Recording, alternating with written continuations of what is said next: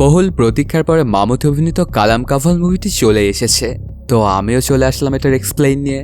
তোমাদের জন্য এত কষ্ট করে নতুন নতুন সিনেমার গল্প নিয়ে আসি, তাহলে তো একটা লাইক আমি আশা করতেই পারি। কোনো স্পয়লার না দিয়ে চ্যানেলটা সাবস্ক্রাইব করে চলো তাহলে গল্পের গভীরে ঢুকে পড়া যাক। সিনেমা শুরুতেই আমরা এই কাহিনীর লিড ক্যারেক্টার স্ট্যানলি অর্থাৎ মামুতি স্যারকে দেখতে পাই, যিনি নিজের স্ত্রী এবং বাচ্চাদের সাথে পুরনো একটা মুভি দেখছিলেন টিভিতে। হঠাৎ করে স্ট্যানলির বস কল দেয় ওকে। স্ট্যানলি তখন সাইডে গিয়ে কথা বলার পর নিজের স্ত্রীকে বলে, আমাকে কুমার স্যার অফিসে রেখেছেন, আমি গিয়ে দেখা করে আসি। তারপর স্ট্যানলি তার গাড়িতে কোনো একটা মেয়ের সঙ্গে যায়। স্ট্যানলি তামিল গান খুব পছন্দ করত, তাও আবার পুরনো দিনের। স্ট্যানলি তখন মেয়েটিকে বলে, তুমি আমাকে তো আগে বললে না যে তুমি আসবে। মেয়েটি বলে যে কাল বিকেলে দীপু আসার কথা আছে, যদিও ঘরে থাকে তবে আমি আসতে পারবো না, তাই আমি আজ তোমার সাথে দেখা করতে এসেছি। স্ট্যানলিও বলে, আমি লজ মালিকের সঙ্গে কথা বলেছি যে সামনের সপ্তাহে আমাদের একটা রুম লাগবে, চলো গিয়ে দেখি আজ আমাদের রুম মেলে কিনা। মেয়েটি বলে, তুমি কি ঘর ভাড়ার জন্য খুঁজতেছিলে? স্ট্যানলি বলে যে হ্যাঁ, আমি এ ব্যাপারে জিজ্ঞেস করেছিলাম, কিন্তু ওখানে সমস্যা আছে, আমি অন্য কোনো ঘর খুঁজতেছি, কিন্তু আজ আমাদের লজেই থাকতে হবে। আমার সামনে সবচেয়ে বড় সমস্যা এই যে আমি নিজের স্ত্রীকে ডিভোর্সের ব্যাপারে কিভাবে বলবো। আর হ্যাঁ, তুমি কি নিজের ঘরের লেটার রেখে এসেছো? মেয়েটি বলে যে হ্যাঁ, আমি রেখে এসেছি, কিন্তু যত তাড়াতাড়ি সম্ভব তুমি ঘর খোঁজো। স্ট্যানলি আর এই মেয়েটির কথা শুনে মনে হচ্ছে যে স্ট্যানলি নিজের স্ত্রীকে ডিভোর্স দিতে চায়, আর এই মেয়েটি নিজের ঘর ছেড়ে পালিয়ে এসেছে স্ট্যানলির জন্য। ওরা দুজনে বিয়ে করে নিবে। তারপর ওরা দুজনে চলে আসে একটা লজ এবং একসঙ্গে সময় কাটায়। মেয়েটি বলে যে বাবু মরার পরে আমি নিজের বিয়ের ব্যাপারে কখনোই ভাবিনি, কিন্তু তোমার সাথে দেখা হওয়ার পরে আমি নিজের সিদ্ধান্ত বদলে ফেলেছি। এই সময় দুজনে টিভিও দেখছিল এবং টিভিতে একটি নিউজ চলতেছিল, যেখানে এক ব্যক্তি তার ভাইকে মেরে ফেলেছিল প্রপার্টি পাওয়ার জন্য।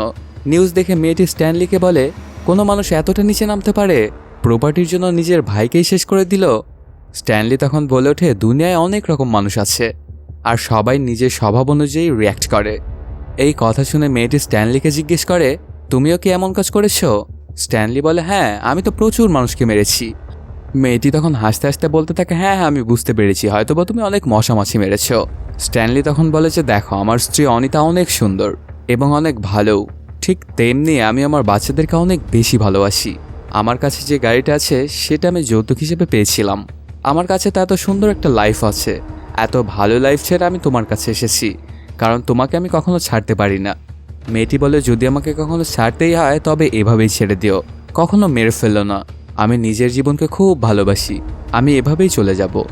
স্ট্যানলি বলে, যদি তুমি এভাবেই চলে যাও তবে তোমাকে মেরে যে আমি খুশি পাবো সেটা আমি কিভাবে ফিল করব? মেয়েটি বলে, তোমার কি মনে হয় মানুষকে মারলে কি খুশি হওয়া যায়? স্ট্যানলি বলে, হ্যাঁ, যখন তুমি কোনো মশা মাছি মারো তখন তোমার যে ফিল হয় সেটা তোমাকে অনেক আনন্দ দেয়। অথবা ধরো তোমাকে কোনো সাপ কামড় দিতে আসতেছে আর তুমি তাকে মেরে ফেললে, আর এটাতে তুমি যে মজাটা পাবে সেটা একদম আলাদা লেভেলের। একটা জিনিস সবসময় জেনে রেখো, যত বড় জিনিস সেটা মেরে তত বেশি মজা, কারণ যত বড় রিস্ক তত বেশি মজা। আর ঠিক তেমনি মানুষকে মারার মজা অন্য লেভেলের, যে খুশিটা মেলে সেটা জানোয়ারদের মারলে একদমই মেলে না। তখন মেয়েটি ওকে হাসতে হাসতে জিজ্ঞেস করে, এখন কি তুমি আমাকে মারতে চলেছো তাহলে? স্ট্যানলি বলে, হ্যাঁ। তখন মেয়েটি আবারও মজা করে বলে, কিভাবে মারবে আমাকে? আসলে মেয়েটি ভাবতেছিল যে স্ট্যানলি তার সাথে মজাই করছে। তারপর স্ট্যানলি একটি ফিতা নিয়ে তার গলায় বাঁধতে থাকে, বলে যে আমি তোমাকে এইভাবে মারবো।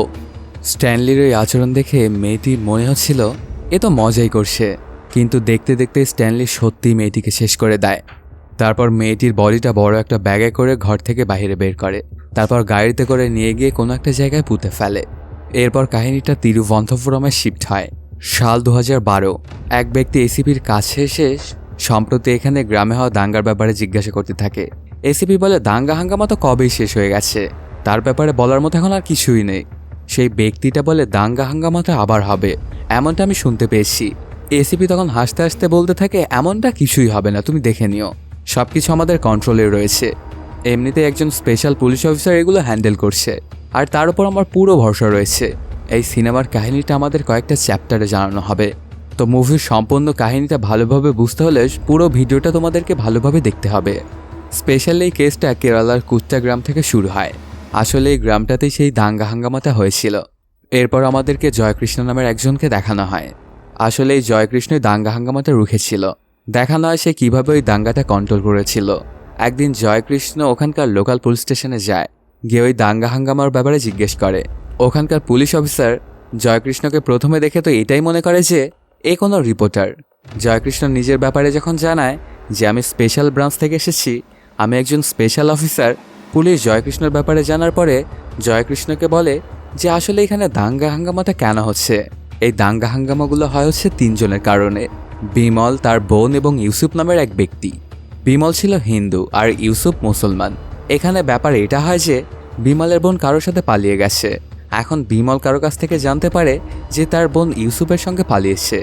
বিমল ছিল আর্মি অফিসার, তাই সে ছুটি নিয়ে বাড়িতে এসে কিছু ছেলেদের সাহায্যে ইউসুফের বাড়ির উপরে হামলা করে।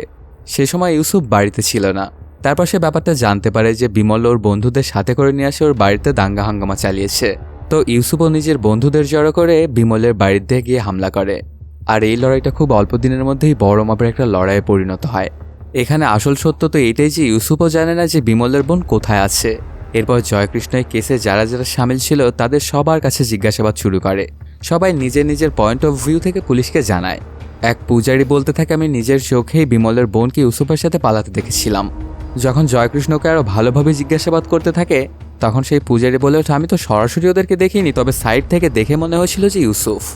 তখন সেই পুলিশ কর্মকর্তাটা এসে জয়কৃষ্ণকে বলে, স্যার, লোকদের স্টেটমেন্ট দেখে তো এটাই মনে হচ্ছে যে বিমলের বোন অন্য কারোর সাথে পালিয়ে গেছে। সাইবার সেলে তার নাম্বার দিয়েছি, যদি কোনো ইনফরমেশন মেলে তো তারা আমাদের কল করে জানাবে। এরপর জয়কৃষ্ণ তার টিম নিয়ে যায় বিমলের বাড়িতে এবং ওকে বোঝায়, তোমার বোনকে ইউসুফ পালিয়ে নিয়ে যায়নি, ওকে যে পালিয়ে নিয়ে গেছে সে হচ্ছে অন্য ব্যক্তি। ওই ব্যক্তির লোকেশন তামিলনাড়ুতে দেখাচ্ছে। তো তোমরা এখন শান্ত থাকো, আমি সব কিছু হ্যান্ডেল করে নিব। এরপর বিমল আর তার সব বন্ধুরা বলে, আমাদের যে কোনোভাবে কালপ্রিটকে ধরতে হবে যে আমাদের বোনকে ভাগিয়ে নিয়ে গেছে। এ সময় পুলিশ ডিপার্টমেন্টে কাজ করা এক ব্যক্তি বিমলের কাছে কল করে জানায় পুলিশ এক ব্যক্তির ট্রেস পেয়েছে। বিমল আর তার বন্ধু সবাই মিলে ডিসাইড করে পুলিশের যাওয়ার আগে আমরা ওখানে পৌঁছাবো আর নিজের বোনকে খুঁজে বের করব। অন্যদিকে জয়কৃষ্ণ আর তার টিম মেম্বার আনন্দ ওই ব্যক্তির অ্যাড্রেসে যাচ্ছিল। আর বিমল আর তার বন্ধুরা সবাই তামিলনাড়ুর এক গ্রামে যায়। ওখানে তারা এক ব্যক্তিকে ফলো করতে থাকে। ওদের মনে হয় বিমলের বোনকে হয়তো বা এই ভাগিয়ে নিয়ে এসেছে। এরপর ওরা ওই লোককে অ্যাক্সিডেন্ট করে, তারপর নির্জন একটা জায়গায় এনে ওকে মারধর করতে থাকে আর জিজ্ঞাসা করে, বল আমার বোন কোথায়। এই ব্যক্তি বলে, কার বোন, আর তোমরাই বা কারা। কিন্তু তবুও বিমল আর তার বন্ধুরা সবাই ওকে প্রচুর মারধর করতে থাকে। বিমল বলে, আমার বোনকে ভাগিয়ে নিয়ে এসে এখন নাটক করতেছিস। তখন এখানে জয়কৃষ্ণের ট্রিম চলে আসে। পুলিশদেরকে এখানে দেখে বিমল আর তার বন্ধুরা এখান থেকে পালিয়ে যায়। কিছুক্ষণ পরে জয়কৃষ্ণ হাসপাতালে গিয়ে বিমলের বোনের ছবি দেখে এই লোকটাকে জিজ্ঞেস করে, এই মেয়েটাকে কি তুমি চেনো? ওই ব্যক্তি বলে, স্যার, আমি জানি না এই মেয়েটিকে, তারা ওই ছবিটা দেখে আমাকে অনেক পিটিয়েছে। জয়কৃষ্ণ তখন একটি নাম্বার দেখায়, বলে, এই নাম্বার তো তোরই, তাই না? এটা তো তোর নামে রেজিস্টার করা আছে। ওই ব্যক্তি বলে, স্যার, এই নাম্বার আমারই, আমার কাজিনের। গত 7-8 মাস আগে আমার কাজিন একটা ছেলের সঙ্গে পালিয়ে গিয়েছে। কোথায় গেছে, কার সাথে গেছে আমি কিছুই জানি না। ওর কাজিনের নাম ছিল সেলভি। এখন সেলভির ব্যাপারে জানার জন্য জয়কৃষ্ণ ওখানকার পুলিশ স্টেশনে যায়। লোকাল পুলিশ বলে, স্যার, আপনাকে স্টিভেন যা বলেছে তা সবই সত্য। সেলভির বাড়ির লোক বাড়িতে একটা লেটার দেখেছিল, যাতে সেলভি লিখেছিল, আমি এক ছেলের সঙ্গে পালিয়ে যাচ্ছি, আমাকে খোঁজার চেষ্টা করবেন না। বাইরে থেকে পালানোর পর দুজনের ফোনই সুইচ অফ হয়ে গেছে। লোকাল পুলিশ তখন বলে, ওই মেয়ে তো সাবালিকা, নিজের মর্জিতে কারোর সঙ্গে পালিয়ে গিয়েছে, এতে আবার কী কেস হবে স্যার? আর আমরাই বা কিসের ভিত্তিতে ইনভেস্টিগেশন করব? জয়কৃষ্ণ তখন ওই ব্যক্তির ফোন নাম্বার চায় যার সঙ্গে সিলভি পালিয়েছিল। লোকাল পুলিশ বলে, স্যার, এই কেসের ইনভেস্টিগেশন করেছি, কিন্তু তার ফেক অ্যাড্রেস বেরিয়েছে। ওই ফোন নাম্বারটা ছিল হচ্ছে কেরালার। সেই ব্যাপারটা কনফার্ম করার জন্য জয়কৃষ্ণ চলে আসে ওই অ্যাড্রেসে। আসলে ওই নাম্বারটা সিন্ধু নামের একটা মেয়ের নামে রেজিস্টার করা ছিল। সিন্ধুর মা তখন জানায়, আমার মেয়ে 1 বছর আগে কারোর সঙ্গে পালিয়ে গেছে, কার সাথে পালিয়ে গেছে আর কোথায় আছে আমার কিছুই জানা নেই। এরপর জয়কৃষ্ণ এসিপির কাছে এসে এই কেসের কিছুটা ডিটেলস জানায়। জয়কৃষ্ণ বলে, আমি আপনাকে এই কেসটা একটু সুন্দরভাবে বলছি। এক মেয়ে ঘর থেকে পালায়। পুলিশ যখন তার ব্যাপারে ইনভেস্টিগেশন করে তখন জানতে পারে সে কোনো এক ব্যক্তির সঙ্গে পালিয়ে গেছে। এখন যে ব্যক্তির সঙ্গে ওই মেয়ে পালালো, যখন সেই ব্যক্তির নাম্বার পুলিশ ট্রেস করে তখন এটা তার আসল নম্বর হয় না, ওই ফোন নম্বরটা অন্য কোনো একটা মেয়ের নামে রেজিস্টার করা থাকে। যখন ওখানে গিয়ে পুলিশ ইনভেস্টিগেশন করে তো জানতে পারে যে ওই নাম্বারটা কোনো ছেলের নয়, বরং অন্য আরেকটা মেয়ের, আর ওই মেয়েও কোনো ব্যক্তির সঙ্গে পালিয়ে গেছে। এখন এই লুপ কেরালার তামিলনাড়ুর মধ্যেই চলছিল। পালানো মেয়েদের সঙ্গে কী হয়েছে, কোথায় আছে, কারো আন্দাজই নেই, কারণ ওই মেয়েগুলো ছিল সাবালিকা। আর এখানে আরও একটা কথা নোটিশ করার মতো এই যে এখানে যে মেয়েগুলো পালিয়েছে তারা ছিল ডিভোর্সি, নয়তো বা বিধবা। মেয়েদের বাড়ির লোকেরা তো এটাই ভাবছিল যে আমাদের মেয়ে যেখানেই থাকুক খুশি থাকুক, এই কারণে এই কেসগুলো পুলিশেরা বেশি ধ্যান দেয়নি। এসিপি তখন জিজ্ঞাসা করে, তোমার কি মনে হয় জয়কৃষ্ণ, এই কেসের কারিগরগুলো কি একজনই হবে নাকি কোনো একটা গ্রুপের কাজ? জয়কৃষ্ণ তখন বলে, স্যার আমার যতদূর মনে হয় এই কেসের পিছনে একজনই রয়েছে, কারণ সব কিছু একই প্যাটার্ন ফলো করা হয়েছে।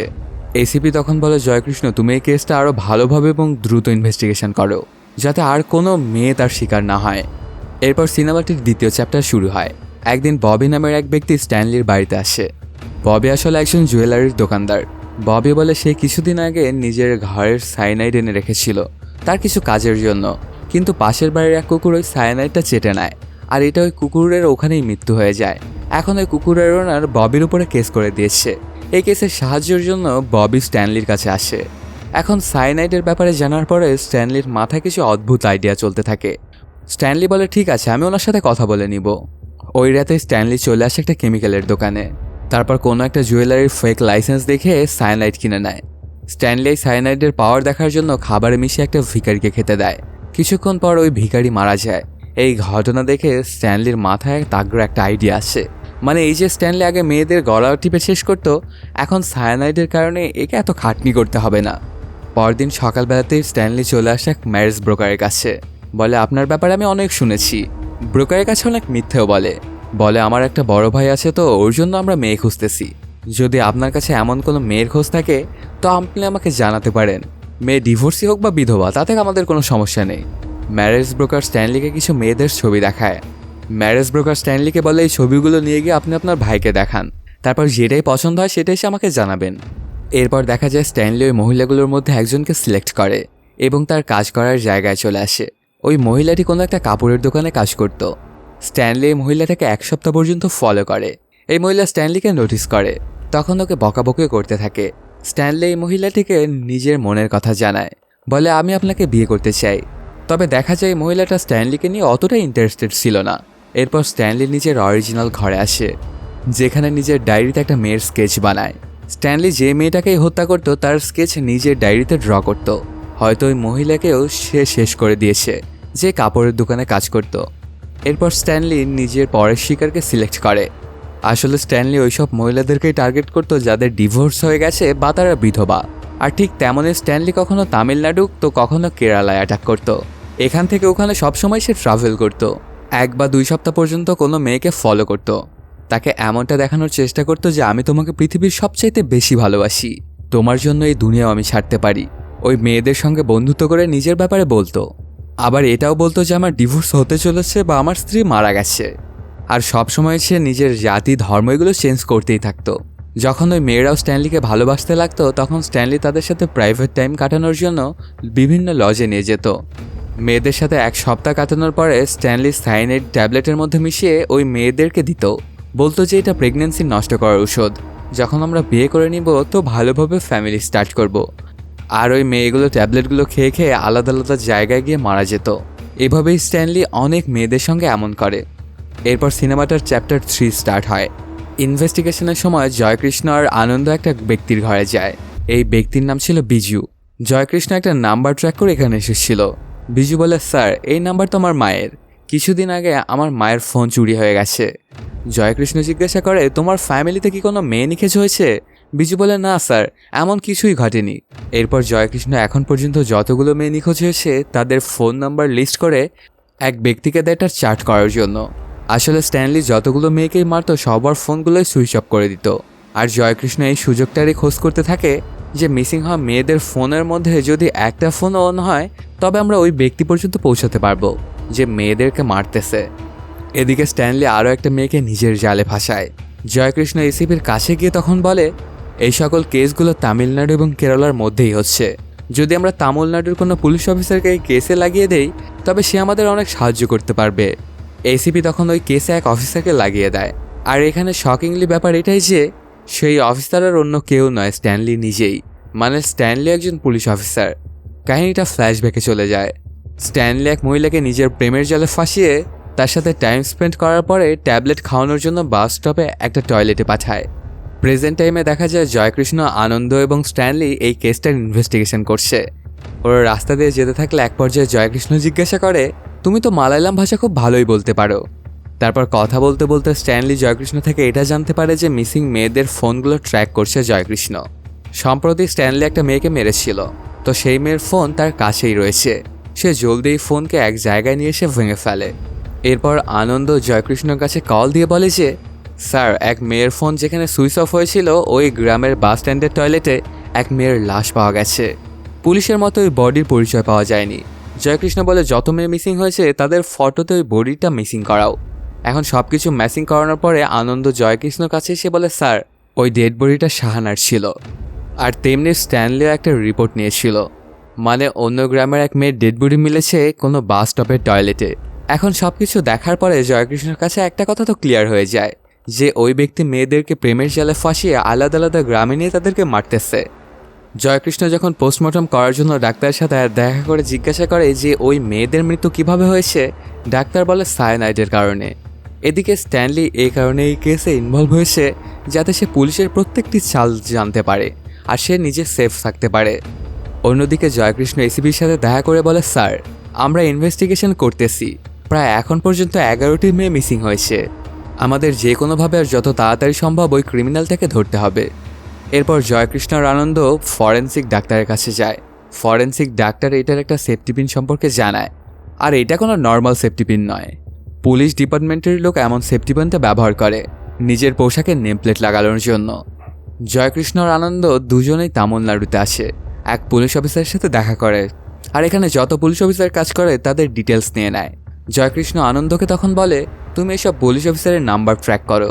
স্পেশালি মেয়েরা যেখানে মারা গেছে তাদের বডিগুলো আমরা যেই এরিয়াতে পেয়েছি ওই এরিয়ার ভেতরে সবার লোকেশন ম্যাচ করে দেখো। এরপর সাইবার সেল থেকে এক ব্যক্তি জয়কৃষ্ণর কাছে কল দিয়ে বলে, স্যার, এখন এক মেয়ের ফোনটা অন হয়েছে। এটা জানার পরে জয়কৃষ্ণ, আনন্দ আর সাইবার ক্রাইম টিম ওই লোকেশানে যেতে থাকে।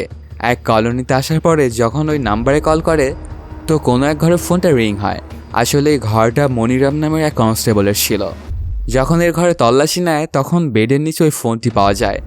এই ঘটনাটা দেখে কনস্টেবলের স্ত্রী তার কাছে কল দেয়, কিন্তু ওর ফোনটা ছিল সুইচড অফ। সে সময় এখানে স্ট্যানলি চলে আসে। স্ট্যানলি এই কলোনিতেই থাকতো। জয়কৃষ্ণ স্ট্যানলিকে তখন বলে এই ঘরে একটা ফোন পাওয়া গেছে আর সব প্রমাণ মনে হয় ওর বিরুদ্ধে গেছে। স্ট্যানলি তখন বলে, স্যার, মনি আমার খুব ভালো বন্ধু, আমি ওকে খুব কাছ থেকেই জানি, ও এমন কাজ কোনোভাবেই করতে পারে না। আর এখানে শকিং ব্যাপার এটাই যে স্ট্যানলি মনিকে আজ সকালেই মেরে ফেলেছে। কেসটা ডাইভার্ট করার জন্য একটা মেয়ের ফোন ওর ঘরে রেখে দিয়েছিল। জয়কৃষ্ণ এসিপির কাছে এসে মাথা নিচু করে বলে, স্যার, আমরা রাত দিন এক করে খাটাখাট করলাম, কিন্তু আমরা ওই ক্রিমিনালকে ধরতেই পারলাম না। এসিপি বলে, জয়কৃষ্ণ, তুমি এই কথাটা ভুলে যাও, এখন তো কেসটা প্রায় সলভ হয়েই গেল, তাই না? কিন্তু জয়কৃষ্ণ এসিপিকে কিছু কথা জানায়। এই সময় আমাদেরকে স্ট্যানলির ব্যাপারেও কিছু কথা জানানো হয়। আসলে স্ট্যানলি যখন ছোট ছিল তো ওর দাদা শিকার করার সময় স্ট্যানলিকে নিজের সাথেই নিয়ে যেত। এই সময়টায় স্ট্যানলির দাদা প্রচুর জানোয়ার মারত। স্ট্যানলিও তাই নিজের দাদার মতো জানোয়ারদেরকে মারতে শুরু করে। এখন দেখতে দেখতে স্ট্যানলি যখন এই জিনিসগুলোর অ্যাডিকশান হয়ে যায়, মানে যে কাজটা লিমিটের বেশি করা হয় সেটা হলো অ্যাডিকশান, বয়সের সাথে সাথে স্ট্যানলির অ্যাডিকশানটা বাড়তে থাকে। স্ট্যানলির যখন বড় হলো তখন গভর্নমেন্ট সেই সময় এই রুলটা লাগিয়ে দিল যে জানোয়ারদেরকে মারাটা একদম ইলিগ্যাল। এখন নিজের অ্যাডিকশানকে পূরণ করার জন্য স্ট্যানলি মানুষদেরকে জানোয়ার মনে করে মারতে শুরু করত। সে ডাইরেক্ট মানুষদের মারা শুরু করেনি, আগে ইঁদুর, বিড়াল, কুকুর, তারপর সে মেয়েদের মারা শুরু করলো। এমন অ্যাডিকশানের ব্যাপারে জয়কৃষ্ণ এসিপিকে বলছিল। জয়কৃষ্ণ এসিপির কাছে রিকোয়েস্ট করে, স্যার, আমার মনে হয় আসল অপরাধী এখনও বেঁচে আছে, আমি এখনও এই কেসটা নিয়ে কাজ করতে চাই। এদিকে স্ট্যানলিও জবরদস্ত একটা প্ল্যানিং করছে। স্ট্যানলি এক ফোন বুথের কাছে যায় আর এক ডাক্তারের কাছে কল দিয়ে বলে, আমি একটা মুভি ডিরেক্টর, আমার স্ক্রিপ্টে আপনার সাহায্য লাগবে। আমাকে মানুষ মারার এমন একটা পদ্ধতি বলুন যেটা মানুষ মারা যাবে কিন্তু তার পোস্টমর্টমে কিছুই জানা যাবে না। তখন ফরেন্সিক ডাক্তার স্ট্যানলিকে কিছু কথা বলে। তারপর স্ট্যানলি আবারও একটা মহিলাকে নিজের জালে ফাঁসায়, তাকে একটা লজে নিয়ে আসে। কথায় কথায় স্ট্যানলি ওই মহিলাটিকে বলে, চলো আমি তোমার সুগার টেস্ট করি। আসলে স্ট্যানলি অলরেডি সায়ানাইড মিশিয়ে রেখেছিল। টেস্ট করার বাহানায় ওই সায়ানাইড ওই মেয়ের বডিতে পুশ করে, মানে এমন করার কারণে মানুষের মৃত্যু একটু দেরিতে হবে। আর যখন পোস্টমর্টেম করা হবে তখন তাতে রিপোর্ট আসবে যে হার্ট অ্যাটাকের কারণে মৃত্যু হয়েছে। সেখানে কোনোভাবেই সায়ানাইডার ধরা পড়বে না। স্ট্যানলি এটা যে মহিলার সাথে করছিল ওই মহিলা ছিল বিবাহিত। সে ঘরে যাওয়ার পরে যখন ওর স্বামীর সাথে শুয়ে থাকে তখন হঠাৎ করেই মারা যায়। এর কিছুদিন পরে জয়কৃষ্ণ আর আনন্দ ওই মহিলার সম্পর্কে জানতে পারে যে কিছুদিন আগে ওই মহিলাটা ঘুমন্ত অবস্থায় মারা গিয়েছিল, তাও আবার হার্ট অ্যাটাকের কারণে। জয়কৃষ্ণ ফরেন্সিক ডাক্তারের কাছে গিয়ে এই ব্যাপারে জিজ্ঞাসা করে। ফরেন্সিক ডাক্তার জয়কৃষ্ণকে কিছু কথা বলে। যদি এই ধরনের মৃত্যু হয় তবে পোস্টমর্টমের রিপোর্টে আমাদের কিছুই জানা যাবে না।